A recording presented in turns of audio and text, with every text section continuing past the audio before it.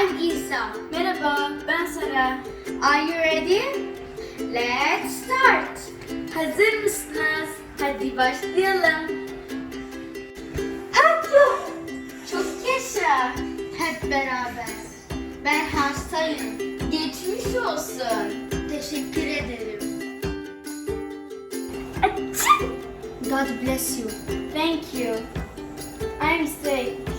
Get well soon. Thank you.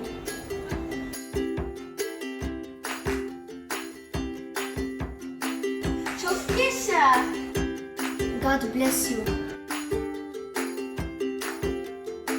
Hep beraber.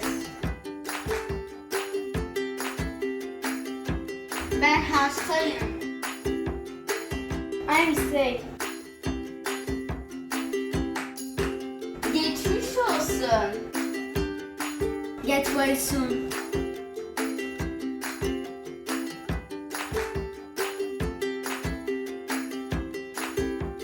Please don't forget like, subscribe and share the video. Bu videoyu beğenirseniz abone olmayı unutmayın, beğenmeyi unutmayın, yorum yapmayı unutmayın. See you later. Görüşürüz.